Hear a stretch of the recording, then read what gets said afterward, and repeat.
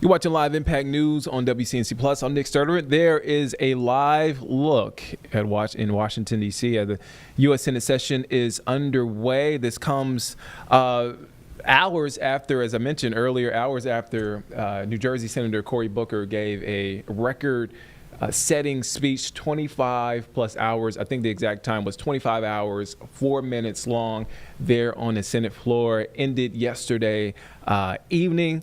And throughout that speech, he read letters from the American people about the impact that the Trump administration's agenda is having on lives, oftentimes during that speech drawing historical parallels and warning that the country faces, quote, a looming constitutional crisis. Now, to break it all down, and I promise this at the top of the show that we'll have him on, we have Professor Eric Heberglig from UNC Charlotte. He's a professor of political science and public administration. Professor Heberglig, thank you for. Absolutely. Good to be with you. So I know I kind of gave a summary of the speech and a little bit of what happened over the course of that 25 plus hour long speech. But for the folks out there that just saw it on their screens, on their tablets, on their phones, put into context, what did we watch there? Well, I think it was important that it did set a record. I mean, that's a key part of getting the public's attention. And Democrats, activist Democrats in particular, have been wanting their leaders in Washington to do something to express their outrage about what Donald Trump and Elon Musk are up to. And to have a record-setting speech is a really high-profile way of trying to capture that discontent and signaling to those activists around the country that Democratic leaders are hearing them and are trying to do something in the front of this of policies that they dislike. Does this speech move the needle at all for the Democrats? Again, as you mentioned, Democrats have been looking for some sort of firepower, new leadership, if you could say. Does this move the needle at all for the Democratic Party? Probably not in terms of policy, but in terms of political momentum. And momentum is subjective, but yet terribly critical to politics. It probably does make a big difference. There's certainly lots of grassroots discontent out there that's expressed in social media and in the letters that Cory Booker read.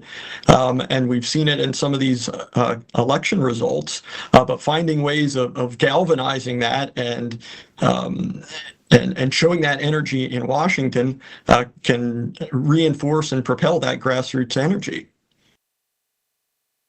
And one word I kept seeing everywhere, filibuster, filibuster, filibuster. This wasn't exactly a filibuster, right? No, he wasn't trying to stop any legislation from being passed, but it's basically the same thing. He's using the rules of the Senate, which allow for unlimited debate, in order to make his point and to, in this case, galvanize media attention to this strategy of speaking out on the Trump presidency. Do you feel like the speech was a reflection of, I guess, what the nation is feeling? I bring that up because in Wisconsin, Democrats pick up that Supreme Court seat, or that seat stays with the Democratic Party. They gain ground there in Florida with those two House seats. Is this sort of a reflection of how the nation, how the American people are feeling right now? It's certainly a reflection of how Democratic activists are feeling. More broadly, we have seen President Trump's approval ratings decline a bit. We see that Elon Musk's ratings are much more negative than Donald Trump's. But I think the average American kind of puts politics to the side. They have a hard time dealing with process issues because they kind of blame both sides. And what they're judging things on is outcomes. So I think the impact of tariffs or restrictions on immigration and how that affects the economy will play a much larger role in how much people stick with or drift away from support for the Trump presidency. Ladies and gentlemen, that is Professor Eric Heberglig with UNC Charlotte. Thank you for your time. Thank you for breaking this down again, because there are a lot of questions out there, especially on social media, about what Senator Booker was doing. So thank you for your time, and thank you for stopping by the Live Impact Studios. Absolutely.